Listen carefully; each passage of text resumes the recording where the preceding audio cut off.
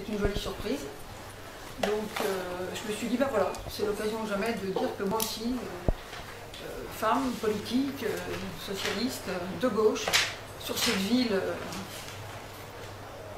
du Midi, je serai de nouveau candidate à la candidature, puisque on a des règles internes qui font qu'il faut ensuite le valider par les fédérations et au niveau national, mais ça sera à la fin de l'année. Mais je pense qu'il faut être clair avec les électeurs, il faut être clair avec les citoyens, il faut leur dire. Il faut leur dire et dire qu'on a l'intention de reprendre et de continuer. Je trouve que dans ce mandat, moi j'ai beaucoup travaillé. Je pense que nous avons beaucoup travaillé, que le gouvernement a beaucoup travaillé. Et je tenais à dire, donc on est un an avant, hein, que j'ai l'intention et j'espère pouvoir continuer à travailler si les électeurs me font confiance. Et je pense qu'il est sincère et honorable de le leur dire assez tôt. Voilà, tout simplement.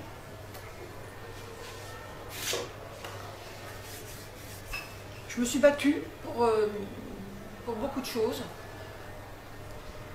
auxquelles je tiens sur un plan, je dirais presque moral. Par exemple, je me bats contre la GPA, contre la gestation pour autrui. Pas forcément tendance, en tout cas visuellement. Mais je ne me bats contre parce que je pense que c'est une barbarie. Et les femmes ne sont pas un instrument. Et le fait que certaines en aient besoin pour des raisons financières, ou qu'elles soient sous une pression familiale, ne justifie pas que la loi l'autorise et le permette. Même si ça se fait dans d'autres pays. Et l'argument est de dire souvent, elles font ce qu'elles veulent de leur corps. Et deuxièmement, il y en a ailleurs et on ne pourra pas y échapper, est un argument qui me fait peur sur un plan politique pour une société démocratique moderne. Je ne crois pas que la démocratie soit ce que je veux, j'y ai droit et on doit me le donner. Je pense que la démocratie, c'est je respecte l'autre et je pose des principes pour que ce respect permette d'améliorer la vie de chacun. C'est très différent. L'autre combat que j'ai mené, que je mène encore, c'est la légalisation du cannabis. Et ça choque d'autres personnes. Mais je pense que, je ne dis pas que le cannabis c'est bien, je ne dis pas non plus que l'alcool c'est bien. Mais par contre, il m'arrive de boire de l'alcool, voire même du vin, et du vin d'ici, parce que le sud de France, le vin du Midi, il est bon, tout simplement. Mais il m'arrive de boire du rhum, j'adore le rhum. Je ne prends que du rhum de nos départements d'outre-mer, d'ailleurs. Mais je ne dis pas que c'est bien, je dis que c'est comme ça. Je dis que le shit, je pense qu'il faut qu'on augmente les cannabis, les campagnes pour expliquer que c'est pas bien, qu'on augmente massivement la prévention dans les établissements scolaires, parce que c'est là que ça commence, et qu'à force de ne pas en parler et de dire la loi suffit, eh bien, on a quand même beaucoup de jeunes qui fument, on a le taux de prévalence européen le plus fort, on a plus de 30% des gosses de 17 ans qui ont fumé un joint dans leur vie. S'ils ont fumé un joint, c'est qu'ils ont rencontré quelqu'un qui le leur a confié. Hein. Donc il y a un trafic énorme. Donc voilà, c'est des combats moraux. Vous allez me dire, la morale et la politique, c'est pas mon ménage. Je pense que c'est peut-être ça dont souffre la société française. Une des choses dont elle souffre. C'est qu'on pose ça, qu'on dise qu'on y ait une espèce dans la tête du consortium politico-médiatique auquel j'appartiens, de ceux qui parlent et qu'on entend, l'idée que la morale et la politique n'ont rien à voir. Moi je dis que non, que la morale et la politique ont à voir, profondément à voir. Donc j'ai mené ces combats-là, j'en mène d'autres par exemple, je l'ai écrit, je l'ai dit, je soutiens la loi travail. Parce que le drame français, c'est ceux qui n'ont pas de travail. Et on a beau dire que les patrons n'ont qu'à embaucher, une fois qu'on a dit ça, ça ne suffit pas. Il faut constater qu'ils n'obtempèrent pas. Et il faut constater que le déficit extérieur de la France, il s'est creusé, il se redresse. Il se redresse. Le déficit du commerce extérieur, hein. Il se redresse, doucement, mais il se redresse. Le déficit budgétaire français se redresse. On sera bientôt à 3,3, 3,5, c'est pas hyper clair. Comme par hasard, on a des mouvements qui disent que ces questions-là n'en sont pas. Sauf que, si, elles en sont. La vraie question du monde d'aujourd'hui, c'est le roi dollar. la monnaie de référence. Mais c'est aussi l'économie la plus puissante du monde. Donc, et il faut quand même dire aussi que les Américains sont un peuple fort et puissant. Et ce qui vient de se passer à Orlando, et moi ce que je l'ai appris hier soir, j'ai été effondrée, et comme je crois tout le monde, c'est terrible de s'en prendre à des gens qui font la fête.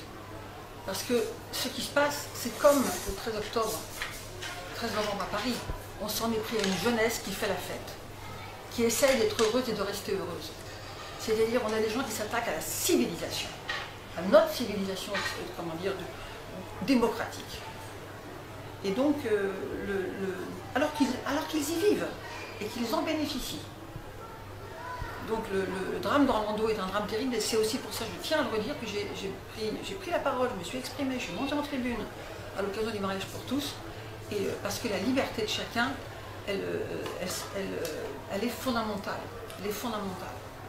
Et c'est la seule qui peut procurer du bonheur et de la joie.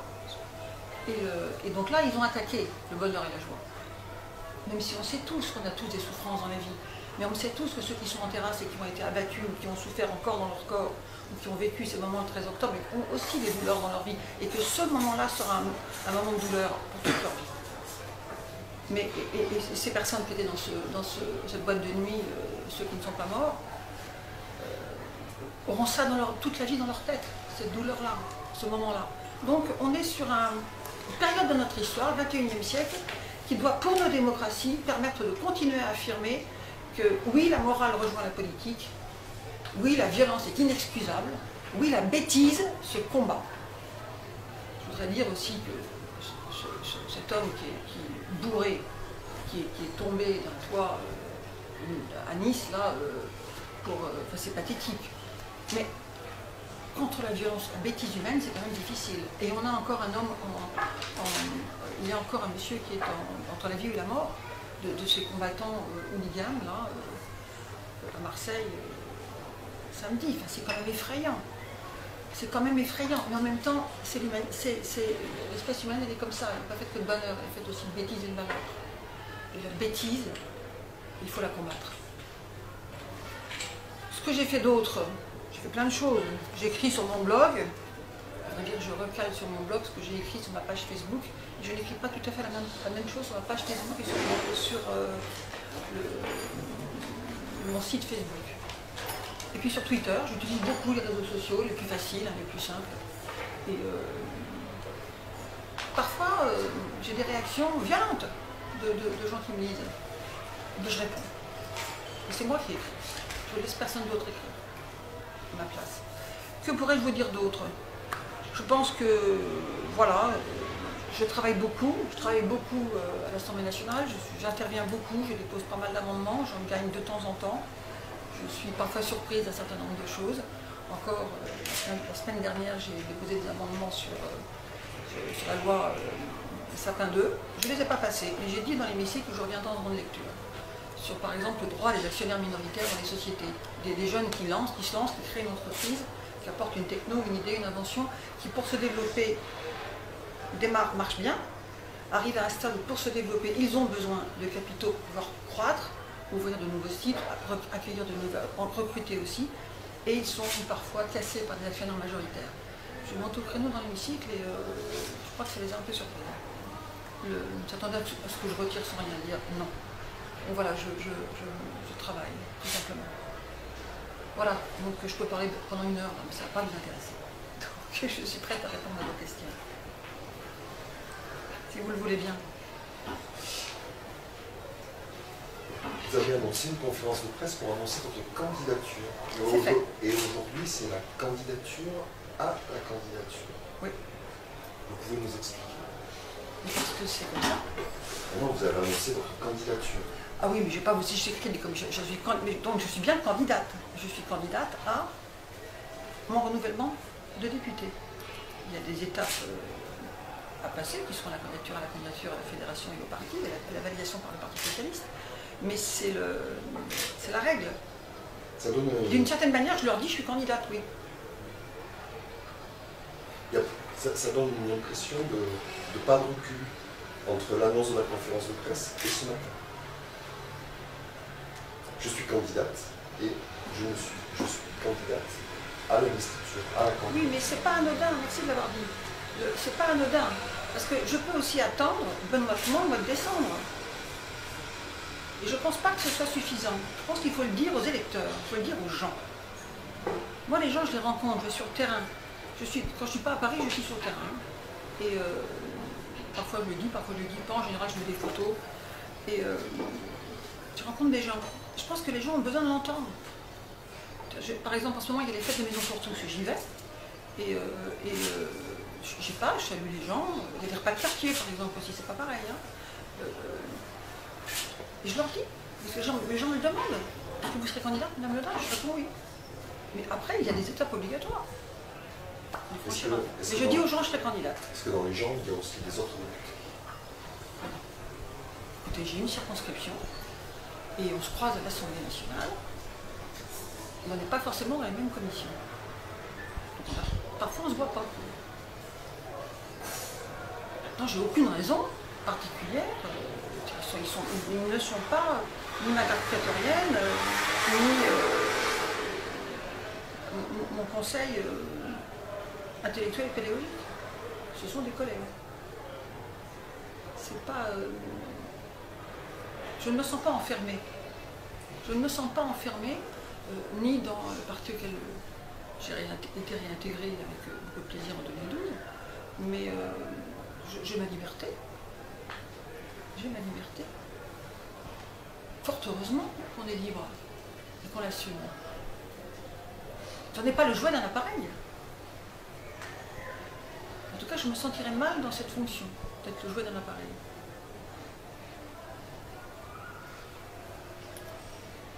Ça veut dire que vous présenterez avec ou sans le soutien du Parti socialiste? Je n'ai pas dit ça. Pardon? Je n'ai pas dit ça.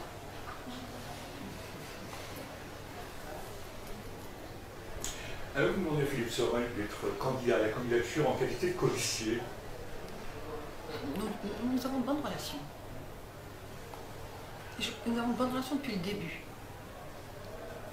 Depuis le début. Il est colistier actuellement. C'est pas une liste, hein. C'est pas une liste. Hein. Il est mon suppléant, oui. Et je crois que nous nous entendons bien.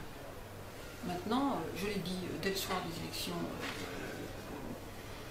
législatives, dans des élections municipales, Jean-Pierre a perdu et Philippe a gagné. C'est un homme de gauche. On a été colistiers avec Georges Frêche pendant un mandat, parce que j'ai fait qu'un mandat. Donc, enfin, je fais un mandat et demi. Mais donc, j'ai pas de souci avec ça. Je considère que c'est un homme de gauche. Et il a gagné. Je vais me fâcher avec toute la vie. Voilà. Je pense que ça serait très honnêtement bête. Et vous m'avez dit en lui dire tout à l'heure, la bêtise, c'est pas quelque chose que j'apprécie.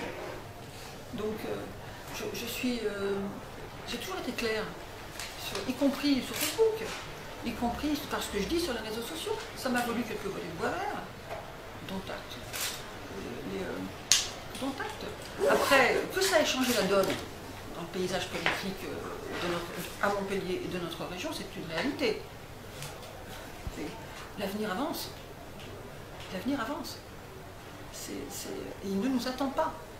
En France, on a un petit peu tendance en général à regarder le monde avec les yeux de ce qu'on aurait aimé avoir quand on était petit. Non. Le reste du monde ne nous attend pas. Il faut construire. Il faut avancer. C'est pas si simple d'être Montpellier entre Marseille et Toulouse. Il a fallu un homme qui l'a fait, qui a dit « Nous ne sommes pas une petite ville au milieu de nulle part, quelque part entre Marseille et Toulouse », ce qui est le schéma parisien. Depuis tout le temps. Il a dit ici, il y a des gens, il y a une dynamique, il y a des gens intelligents, il y a une volonté, et bon, on va y aller. C'est cette ville, qui était la 22e, qui est passée 8e. Il me semble que Philippe Sorel reprend ce flambeau. Et cette volonté, cette dynamique, cette image, vous savez bien que dans le monde aujourd'hui qui est très médiatique, c'est vos métiers, vous savez bien, vous construisez l'économie quand même. Vous dites du bien de quelqu'un, ça peut éventuellement l'aider, vous dites du mal de quelqu'un, ça le tue. Le rapport n'est pas bijectif. C'est une côté scientifique. L'équation entre le monde médiatico-politique et l'énergie que peuvent mettre des chefs d'entreprise, des salariés, des artisans, à créer, à gagner leur vie, à gagner correctement, elle est parfois cassée par une notion d'image. Donc, On s'est battu pour avoir une métropole, ça n'a pas été simple. Le gouvernement avait placé Montpellier comme métropole. Le Sénat avait déclassé. Je me suis battue quand la loi est revenue elle est passée du Sénat à l'Assemblée. Je me suis débrouillée pour remettre Montpellier comme métropole avec l'accord du gouvernement. Mais, et puis, donc c'est passé dans l'hémicycle. Et à ce qu'on appelle la CMP, un jour j'en parlerai de la CMP, la commission mixte paritaire, les sénateurs ont exigé de le retirer. Donc il y avait une volonté au Sénat que Montpellier ne soit pas métropole. Et bien que l'appareil, on va dire l'appareil institutionnel français, je ne dis pas droite et gauche, c'est quelque part cette vie par rapport au Sénat qui est quand même la grande et vieille maison française. Dans leur idée, Montpellier, c'est pas vraiment une ville. On va accepter ça? Ben non. Je crois que Philippe Sorel, il incarne ça. En tout cas, il a eu le courage d'y aller quand même. En étant plus que dissident et avec un nom qui n'était pas hyper connu. Donc, chapeau. Moi, je dis chapeau. Je le regrette. Je pense qu'on trouvera une solution un jour entre nous, les socialistes, et lui. Et bien sûr qu'il faut. C'est un homme de gauche. C'est un homme de conviction. C'est un homme qui a je pense qu'au fond, il est profondément social-démocrate. C'est-à-dire, mais il faut créer la richesse pour la partager, il faut créer la beauté pour que tout le monde la regarde. Vous voyez, la beauté, c'est pas que les gens qui ont les moyens de l'acheter. Il faut créer des espaces de vie, de convivialité, pour que ceux qui veulent y aller puissent y aller en étant dans des endroits agréables et en sécurité. Et sécurité évidemment par rapport à la violence, mais aussi en sécurité par rapport à des choses aussi simples que de refaire les trottoirs pour qu'on ne se casse pas la figure. Ah, il a une vraie politique pour réparer les trous dans les chaussées quand même. Et moi je trouve que ça c'est bien. Donc je suis dans une position plus que bienveillante à son égard. Donc je l'ai informé de cette conférence de presse. Je lui évidemment, parce que ça me paraît raisonnable. Et puis, je crois qu'il est intéressé. Pas exclu qu'il arrive. Là. Vous souhaitez qu'il soit votre suppléant? Je trouve que ça serait bien. C'est son choix. Je trouve que ça serait bien. Vous vous souvenez? Non, ça serait son choix. Mais moi, je suis... Ma réponse est positive. Si c'est son choix, ma réponse est positive. Si c'est son choix, ma réponse est positive, évidemment. Évidemment. Je crois qu'il faut arrêter les guerres. On en meurt. On en meurt. On en meurt en France. La politique, c'est pas une gestion des places. C'est arriver à convaincre, il faut d'abord être investi, ça c'est la question. Si on n'est pas investi, qu'on veut vraiment y aller, on se présente aux électeurs. Ben mon père. Mais c'est un. Après, après, il faut faire. Il faut faire des choses. D'ailleurs, excusez-moi, hein, mais le monde médiatique, excusez-moi, je trouve que vous avez un petit peu tendance, c'est mon côté scientifique un peu bête, hein, à confondre politique et politique politicienne. Mais la politique, c'est les deux en même temps. Parce qu'il faut faire des choses qui sont des politiques publiques et il faut convaincre les gens, ce qui est la démocratie. Parce que sinon, ça s'appelle une dictature. Et derrière tout dictateur éclairé, 10 000 ans d'histoire du monde montrent qu'il y a un dictateur tout court. L'âme humaine est comme ça. Donc, les politiques publiques et la politique, c'est pareil. Elles sont incarnées par des gens. Bien sûr, il y a les administrations qui doivent réguler et faire en sorte que les choses se fassent dans des délais corrects, raisonnables et efficaces pour les gens. Et il y a la hiérarchie, d'ailleurs pas une hiérarchie, hein, une répartition des fonctions entre ce qui est territorial et national.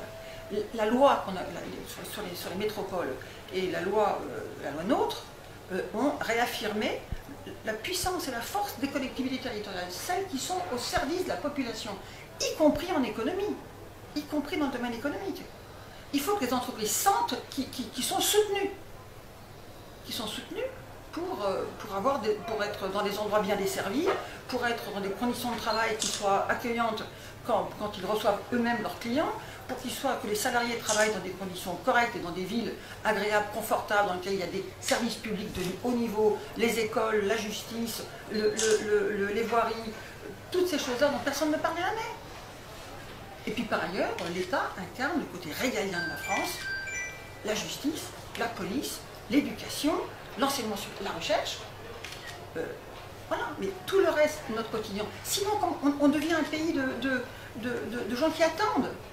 Je ne veux pas faire, je ne pense pas surtout pas en démocratie, la démocratie ne se construit pas avec des gens qui attendent, elle se construit avec des gens qui font, et pas seulement des hommes politiques ou des femmes politiques. Une société qui nous parle et qui elle-même fabrique ses propres valeurs, au sens moral et au sens économique et financier. Vous voyez, les mots font sens. Je n'avais jamais réfléchi à ça. La valeur marchande, la valeur économique et les valeurs morales, ça va de pair. On a trop souvent oublié. Pardon, j'avais une drôle de tête là. Enlevez la photo, soyez gentils. Dites-moi. Télé Sud? Oui. Bonjour. Et vous? La Marseillaise. D'accord. Télé. Les heureux. Le Sud, le bonheur. C'est ça que les gens d'ici disent au fond. Donc, cette ville, personne ne l'attendait. Et bien maintenant, elle est là. Et elle le dit, elle le réaffirme. D'une certaine manière, Philippe Sorel l'a incarné. Pas d'héritier en politique. Pas d'héritier en politique. Et il n'y a pas d'héritier en politique parce qu'on est en démocratie. Donc moi je trouve sain et légitime d'annoncer aux gens de dire aux gens, oui, je suis actuellement votre député et je me représenterai à votre suffrage l'année prochaine. Est-ce qu'au sein du Parti Socialiste, il y a les statuts prévoient que les candidats puissent se positionner à l'investiture, à un moment, un calendrier? Non, c'est pas prévu, donc il n'y a pas de calendrier. Il faut passer au vote des militants. C'est tout. C'est aussi simple que ça. On n'est pas passé au vote des militants la fois dernière, parce que la fédération était sous tutelle, pour de mauvaises raisons à mon avis d'ailleurs, mais mise à la vindicte et soumise à... Voilà, c'est comme ça. Mais c'était comme ça, et ce temps-là est passé. Donc le Parti Socialiste était en souffrance. Mais ça me paraît raisonnable. Mais il me semble que c'est bien que je le dise et que je me présenterai. Y compris aux militants d'ailleurs. Hein. Le responsable du Parti Socialiste dans les Lois a pris une position par rapport aux législatives et aux investitures et par rapport aux députés sortants. Il y a quelques mois, je crois que les positions classiques, c'est que ceux qui sont sortants, vocation à être entrants. C'est une position simple. Moi, très honnêtement, j'espère qu'il y avait 3 femmes candidates la fois dernière sur 9 députés. Dans l'hypothèse où quelqu'un serait sortant, je pense que ce serait bien que ce soit une femme. Voilà. Ce serait bien. C'est pas simple, vous savez. C'est pas simple. Et on pense toutes, les femmes, on a un peu tendance à penser que la démocratie que c'est réglé, que la question des femmes est réglée. Non, elle n'est pas réglée. Elle n'est pas réglée. Sur les tentations elle est surtout, pas réglée à droite, qu'on le veuille ou non.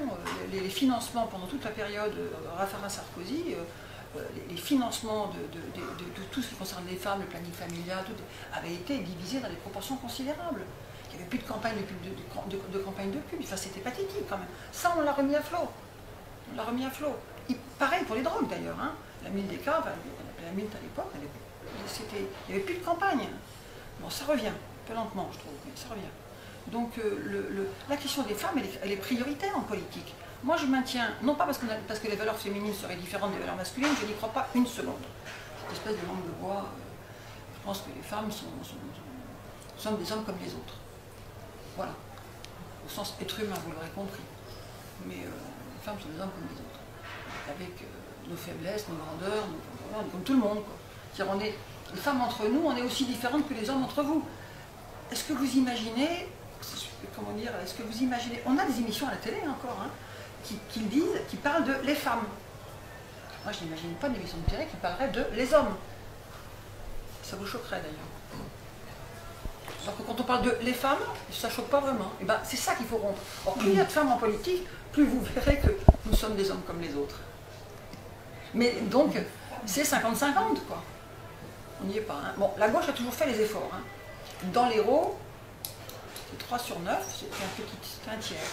Aujourd'hui, c'est 2 sur 8, puisqu'on a perdu un candidat et c'était une femme, le père de mon député, c'était une femme. D'autres départements dans lesquels il y avait 50% de femmes candidates, effectivement, et il n'y a pas autant d'élus. Hein. Donc il ne faut pas baisser la garde en matière de candidature. C'est un combat. Il y a la loi parité quand même. Pas pour les listes, pas pour les scrutins lumineux, pas pour les scrutins je sais pas comment on dit, univoques. On dit un seul candidat, ça n'impose pas. Au niveau national, ça répond. Oui, mais au niveau national, c'est-à-dire pour compenser des départements dans lesquels il y a peu de femmes, l'Aude, pareil. Hein. C'est ce qui arrive chez les républicains. Ils en mettent plus ailleurs. Là, parce qu'en fait, il faut aussi gérer le fait que il y a des personnalités politiques. Il ne faut pas non plus nier, c'est pas les objets, les femmes, ni les hommes. Donc des gens qui sont en place, qui ont bien travaillé, pourquoi ils partiraient? Donc c'est une gestuelle nationale, et je peux les comprendre. Monsieur le maire, bonjour. Bonjour, Philippe.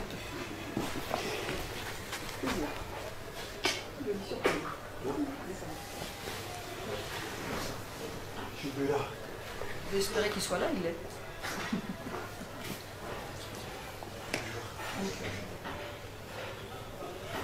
Continuons.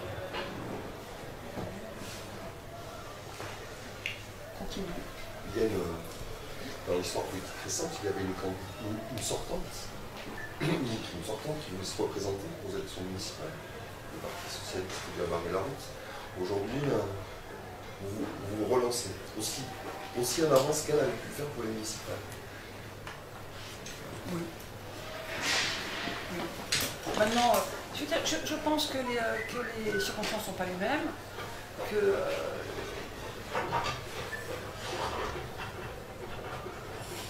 Georges Frêche est mort de manière extrêmement brutale. Il a laissé un vide immense quand même. Hein. Donc Jean-Pierre Moore et Hélène Mandreau avaient été tous les deux premiers adjoints comme vice-président. L'un, Jean-Pierre, était le suppléant de Georges à l'agglomération et a succédé très légitimement à son décès. L'autre avait un peu, s'était vu confier la mairie quand Georges Frêche est parti prendre la présidence de la région. Ensuite, elle s'est présentée contre lui. Un peu trahi quand même. Elle a un peu trahi quand même. Elle s'est présentée contre lui. Et que beaucoup de monde n'ait pas apprécié qu'elle ait trahi, a peut-être eu des répercussions, qu'elle ait trahi Georges Frêche, a peut-être eu des répercussions sur le fait que ça a été difficile pour les investitures à la suite. Il ne faut pas non plus être uniquement dans une logique littéraire, de statut. C'est qui avait demandé de se présenter, c'est pas elle de son propre. Martine Aubry, qui, vous vous souvenez peut-être, pour certains d'entre vous, ce que j'avais pu en dire à l'époque. C'était pas ma position. Ça n'a jamais été ma position. J'ai d'ailleurs été exclue, alors, donc, parce que je suis restée avec Georges Frêche, donc j'ai été exclue du parti, donc tout va bien. Donc justement, je pense qu'il faut avoir une certaine forme de franchise et de liberté. Je pense que le fait d'être là devant vous, c'est une forme de franchise. Et je l'assume. Et le fait que Philippe Sorel soit là, c'est aussi une forme de franchise. Le fait qu'il soit là, c'est qu'il l'assume. Tout simplement. Oui, on ne peut pas lire les choses de manière univoque. Vous savez bien que l'histoire, elle est aussi...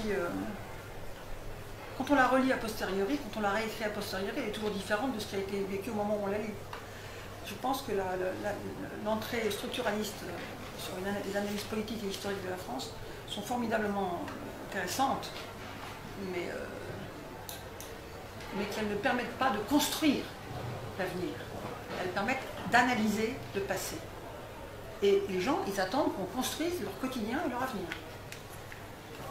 Pas qu'on explique et réitère le passé, parce que ça, c'est mortifère.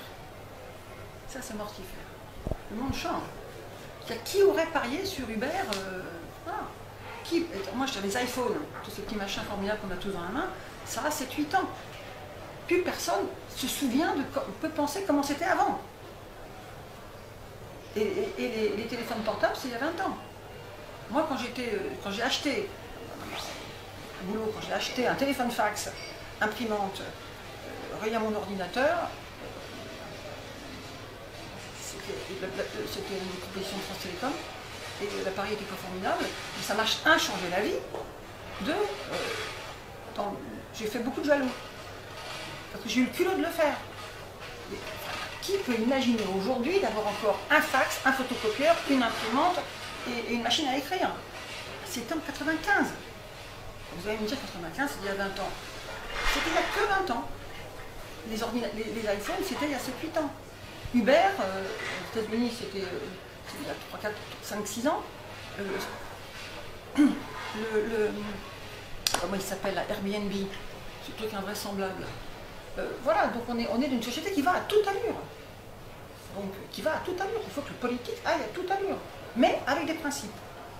Et puis le principe de la politique, moi je vous l'ai dit tout à l'heure, hein, entre le politique, c'est la démocratie, c'est-à-dire qu'on élit des gens pour qu'ils fassent des choses. Il faut arrêter de séparer la politique politicienne et le monde de la vie réelle des élus en responsabilité. C'est la même chose. Et on en meurt de faire croire que tous les salauds qui se bataillent pour des postes, et puis et la machine ne marche pas. La machine, elle marche en France. Le vrai drame de la France, c'est les chômeurs. Le drame de la France, c'est les chômeurs. On y arrive progressivement, depuis 2 trimestres de suite, ça va mieux. C'est pas gagné. Mais pas gagné. Le vrai drame, c'est le 13 novembre, et c'est hier, Orlando. Ça, c'est des drames. Et c'est des vraies inquiétudes, c'est un monde qui change, qui bascule. On a une partie du monde qui est en train de s'exclure de la modernité, et une autre partie du monde qui va à toute allure. Alors on parlait du Japon il y a 20 ans, ensuite on parle de la Chine, mais qui oublie de parler de l'Inde? Qui oublie de parler de la Malaisie ou de l'Indonésie, qui sont des pays qui sont en train de monter, et les pays d'Europe de l'Est. Alors on a un grand méchant qui s'appelle Poutine. C'est tellement facile d'avoir un grand méchant. C'est plus compliqué que ça. Avoir un grand méchant, on a Satan. Où est Dieu? Pardon. Alors, tout à l'heure, vous avez question de savoir si vous souhaitiez que Philippe Sorel soit suppléant. Vous avez dit oui. Qu'est-ce que vous souhaitez? Si je suis là, c'est parce que, avec Anne-Yvonne Le Dain, nous avons une excellente relation qui s'est confirmée avec le temps. On a réussi, je dirais, un mariage de raison qui a été fabriqué sur l'autel de Solferino. Et ni elle ni moi n'avons souhaité se départir de l'engagement pris. Ça veut dire en clair que selon un certain nombre de paramètres qui aujourd'hui ne sont pas à décrire, parce qu'il faut suivre l'évolution de l'histoire, eh bien, je suis prêt à être son suppléant. Bien évidemment, les paramètres en question nécessiteront un certain nombre de discussions qui seront liées à des choses au cours de l'histoire en général, que ce soit certes les partis politiques, mais pas que. Il y a aussi l'élection présidentielle, il y a aussi un certain nombre de passages obligés de la vie publique. Mais sur le principe, je n'exclus pas du tout le fait d'être suppléant d'Anne-Yvonne Le Dain aux prochaines élections législatives. C'est pour moi aussi la façon de, je dirais, conserver avec ma famille politique une forme de relation. Moi, je suis toujours socialiste, mais voilà, je suis socialiste indépendant, libre penseur, socialiste libre, je suis en dehors des chapelles. Mais je ne refuse en rien la philosophie socialiste qui est la mienne et qui restera la mienne jusqu'au bout, parce que c'est ma façon d'être. Voilà, j'ai tout dit. C'est aussi une façon de dire je suis sur Montpellier. Oui, bien sûr. La circonscription, elle est essentiellement montpelliéraine. Il y a une autre circonscription qui est très présente sur Montpellier, C'est la une, c'est la première circonscription, celle qui va jusqu'à Palavas, qui intègre Pérol et Latte. Vous savez, j'ai fait 13% au régional sur le département de l'Hérault. Certains me pousseraient à positionner des candidats citoyens dans toutes les circonscriptions. C'est pas mon intention.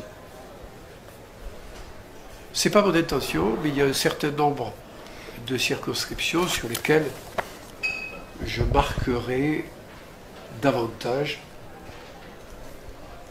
ma présence.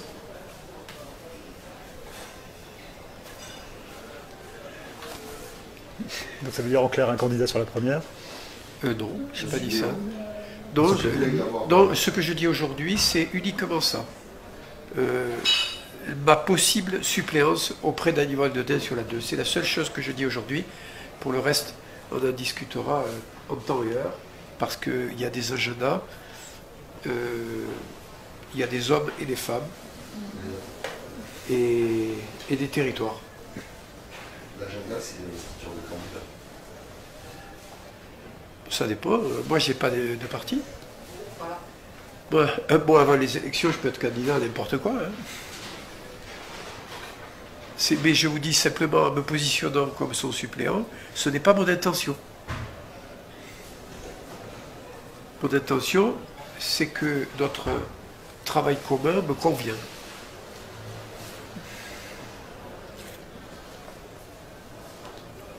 Ah, moi aussi. Vous seriez prêt à vous ranger derrière une bannière PS? Parce que vous serez candidate pour le PS. Moi, si je peux être candidat, je peux être PS, tout étant derrière une bannière, il y aura probablement, je l'espère, le PAG. Vous voyez, les bannières, c'est des choses qui c'est des petits points en bas d'un truc. Hein. Faut être lucide. Ouais, les partis accordent une investiture. Oui, mais c'est pas une bannière. Pas pareil.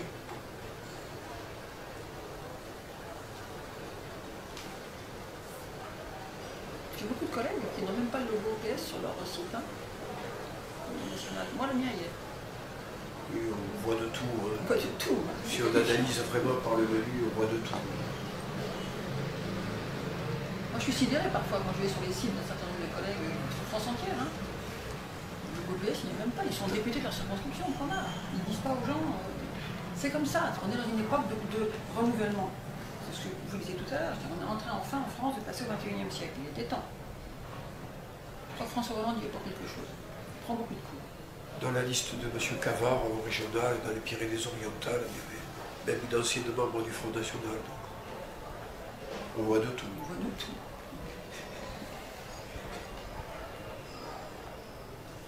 Construit.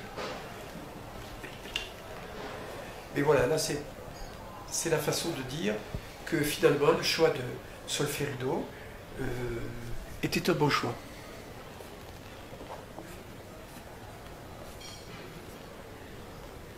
J'ai trouvé aussi. Donc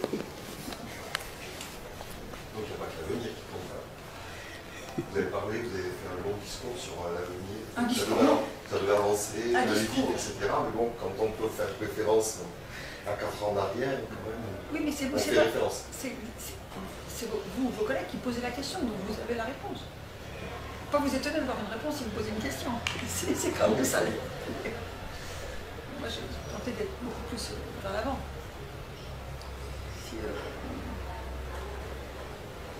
C'est ainsi que les hommes vivent. Vers l'avant. Et puis changer.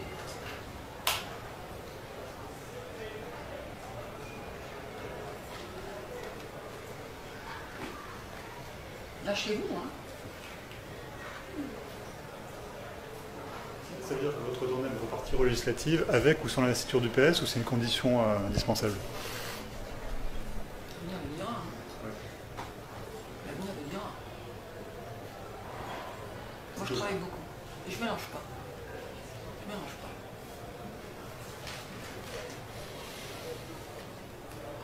Vous savez, il y a un site qui s'appelle nosdéputés.com.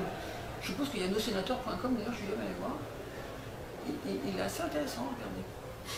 Pardon. dit une bêtise, je sens que j'ai dit une bêtise.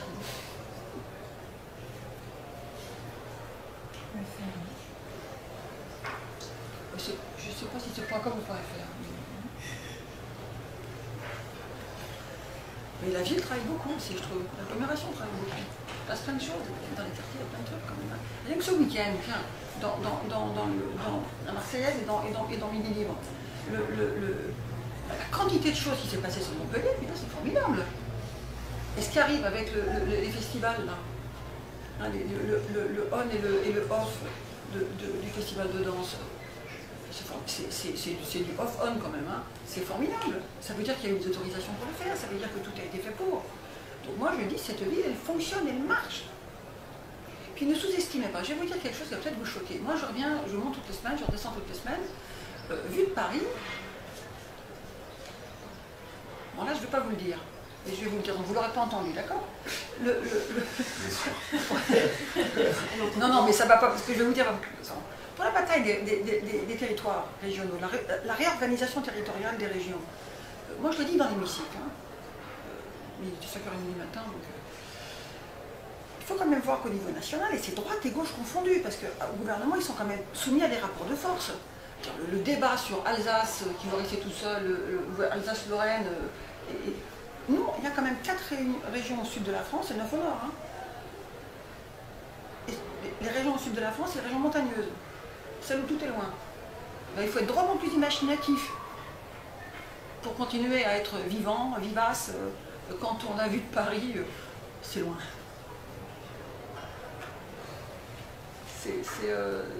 Ben voilà.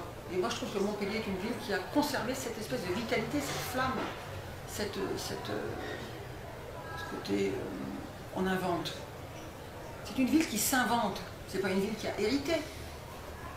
Et c'est pas seulement les politiques, leurs administrations, il ne faut jamais les oublier, parce que quand elles ne veulent pas, hein. Et pour pouvoir vouloir, il faut qu'elles aient un patron qui leur dise des choses qui leur plaisent. Quelque part c'est vrai quand même, hein, c'est une adéquation. Puis vous avez la population. À Montpellier, on a une population vaillante et dynamique. Sur les quartiers, vous ne me posez pas la question, mais dans les quartiers, il y a des tas de gens qui ont plein d'énergie. Moi je vais régulièrement dans les collèges, les lycées, les écoles, etc. Vous rencontrez des gosses ou des jeunes, ils ne sont pas tous en train. Certains vous disent j'ai pas eu ça, ma mère n'a pas eu ceci, j'ai pas eu mon logement social. Mais la plupart d'entre eux travaillent et veulent réussir. Et on a plein de gens vaillants et dynamiques. Mais pas suffisamment. C'est pas mathématique l'économie. C'est une énergie. Et Montpellier a cette énergie, y compris dans les quartiers. Les ZAD dans les quartiers. Tout le monde avait prédit que la ZAD de la Paillade serait un désastre. C'est remarquablement passé.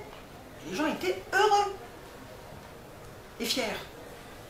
Pour donner de la fierté aux gens. Bien sûr, mais la ZAD de Figueroa aussi, c'est très très bien passé l'année dernière. Très très bien passé l'année dernière. Donc, la culture, c'est pas que pour les intellectuels, les innovateurs, c'est pour tout le monde.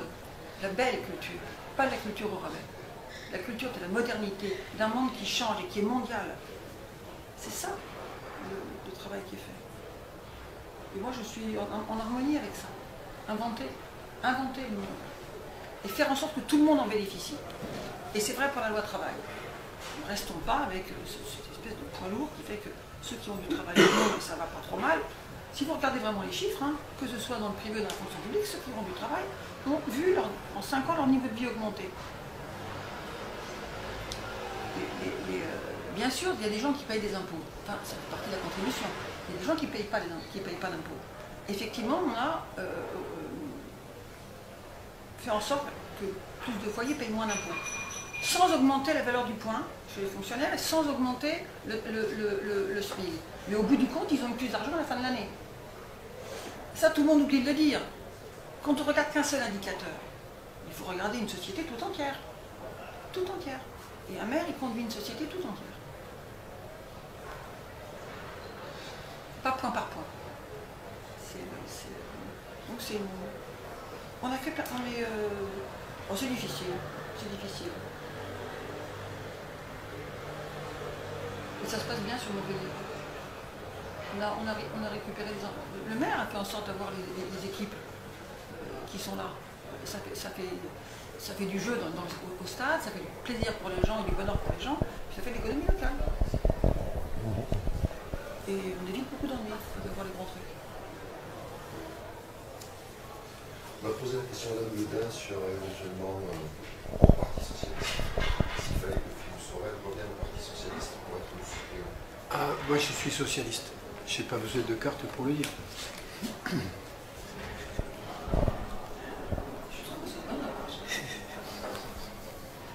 Quand je fais la régie publique de l'eau, je suis quoi?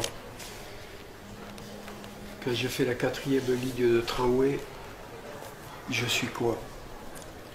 Quand la culture est portée à la première métropole en France en termes d'investissement après Paris, c'est quoi? Etc., etc. Quand la politique de la ville va se porter au niveau où nous allons la porter avec la métropole, si nous obtenons des compétences du département,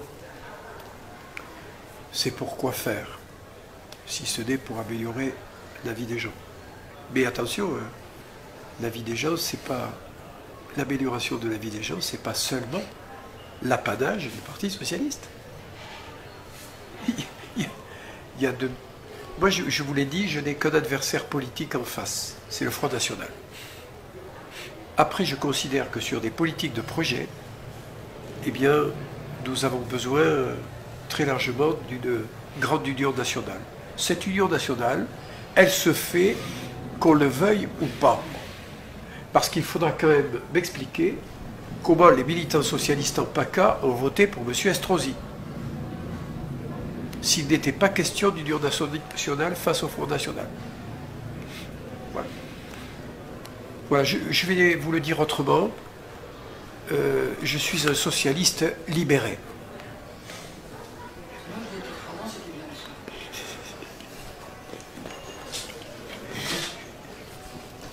Le Parti socialiste a changé. C'est plus le même. Les hommes ont changé. Les manières d'être ont changé. Les mots ont changé. Et on est quand même le parti qui, en France, traverse pas de difficultés de crise. Mais au bout du compte, on est quand même celui qui avance toujours une longueur d'avance. Difficilement, parfois. Et des petits écueils de temps en temps, bam, on trébuche. Quand vous dites que le Parti Socialiste a changé, la population le constate aussi, mais on a l'impression que c'est pas forcément dans le bon sens. Ça veut dire, la question est qu'est-ce que le bon sens? Encore un mot à double sens. Dans le sens plutôt où on a l'impression que le Parti Socialiste s'est rapproché de la droite. Non. Non, mais ça, c'est important comme question. C'est ce que pense l'opinion. Non, c'est pas ce que pense l'opinion. Vous ne pouvez pas penser à la place de l'opinion. L'opinion, elle s'exprime le jour des votes. Excusez-moi. Et les sondages. Alors, si je puis me permettre, les sondages. Moi, j'ai vu apparaître, dans les 6 mois qui ont suivi l'élection de François Hollande, un nouveau journal, le quotidien, que j'achète de temps en temps, d'ailleurs, parce qu'il a l'avantage, il fait 4 pages, c'est vachement bien. Merci, Philippe. Bon, à bientôt. Je lisais Georges Frêchis. Bon appétit. On y mange très bien, hein. Ça c'est vrai. Vous avez été mangé. Donc on a. Je disais quoi là? Il y a eu un nouveau quotidien qui est apparu. Oui, c'est l'opinion. Vous avez un autre truc sur internet qui est apparu qui s'appelle l'important. Vous avez au moins 3 agences 3 nouveaux outils de mesure de l'opinion qui n'existaient pas avant. Hein. Donc tous ces gens, quand vous lisez, ils sont toujours favorables à la droite. Bon, ça a bien été créé par des capitaux. C'est une réalité. Hein. Maintenant, c'est la démocratie et c'est le monde dans lequel on vit. Ce capitalisme financier, je pense, qui va dans le mur. Mais si je passe mon temps à dire attention, il va dans le mur, il se passe quoi pour les gens? Donc il faut faire avec. On n'est pas tout seul. Ni la France, ni l'Europe. Donc c'est complexe. Alors par rapport à il est plus des droites, on prend acte du monde réel. Moi je suis social-démocrate, je pense que François Hollande est social-démocrate. Et je pense que le vocabulaire inventé en début de mandat sur social-libéral est un vocabulaire qui a été inventé par un certain nombre de monde qui n'en voulait pas, enfin et qu'on en souffre encore aujourd'hui. On n'en est absolument pas social-libéral. Il y a eu de la redistribution. Elle n'est pas passée par les arcanes initiales, c'est-à-dire l'augmentation du SMIC. Elle est passée par autre chose. Mais la couverture médicale universelle, c'est fait. Et les chômeurs qui n'ont pas la CMU, parce qu'ils ne sont pas en état, là, il y a encore un petit trou. Mais au bout du compte, il y a encore. C'est une réalité. Le paiement généralisé, le fait de ne pas sortir, d'avoir un certificat pour aller chez le médecin. Alors l'argument est de dire il va y avoir du nomadisme médical. Mais vous croyez qu'il n'y en a pas aujourd'hui, du nomadisme médical? Vous croyez qu'il n'y en a pas aujourd'hui? Et puis, c'est pas forcément les moins riches qui font du nomadisme médical. Parce qu'eux, ils ont les moyens de se déplacer. Les autres, ils font ce qu'ils peuvent. Donc, on a fait plein de trucs. En baissant les... Donc, dire que c'est une politique qui nous rapproche de la droite, non, je ne sache pas que la droite redistribue beaucoup. La droite ex-gaulliste, peut-être un peu, mais avec des choix sur les valeurs qui étaient quand même des chape de plomb. Hein. Oui, quand je disais se rapprocher, ça ne veut pas forcément dire faire comme. Mais je ne suis pas d'accord, je ne pense pas qu'on se rapproche, je pense qu'il y a une différence de fond entre la droite et la gauche. La droite, elle est fondamentalement, comment vous dire, je viens d'une famille de droite, catho, droite, breton. J'ai vécu ça de l'intérieur. C'est l'argent que j'ai gagné, j'y ai droit, et c'est une famille de droite d'ouvriers. Hein, je ne fantasme pas. D'ouvriers et de paysans. C'est pas une famille de droite, d'une bourgeoisie aisée. Non, une famille de droite d'ouvriers. Mon grand-père était ouvrier à l'Arsenal de Lorient. Mais il distribuait, et mon oncle, enfin son fils, le frère de mon oncle, était également ouvrier à l'Arsenal.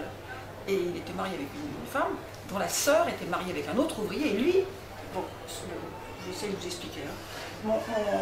Et donc Georges, le beau-frère de mon oncle, et mon grand-père distribuaient tous les deux des journaux à la sortie de l'Arsenal le dimanche.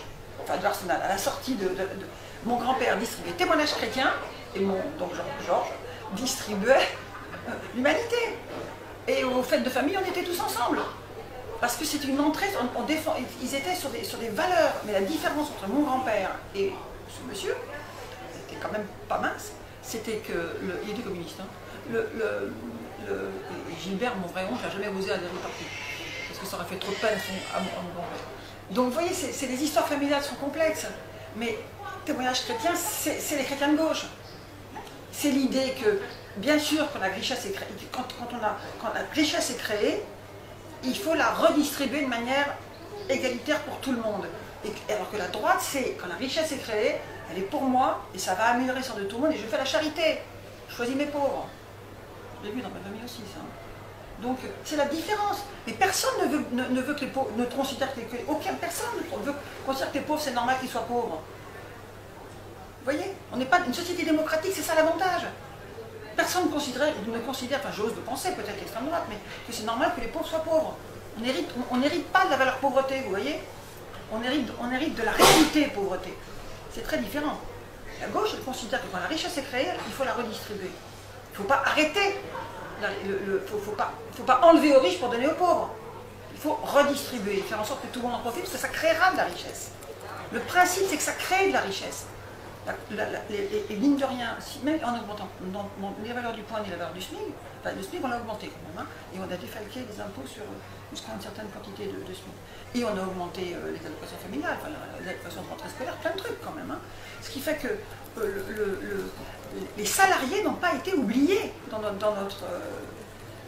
et voilà, moi je le dis, je pense que les journalistes ne le disent pas assez, mais parce qu'on est trop sur une logique intellectuelle et morale. Droite-gauche, des sociodémocrates, c'est de la droite déguisée. Non, c'est fondamentalement un rapport à la vie différent. Un rapport à la vie différent.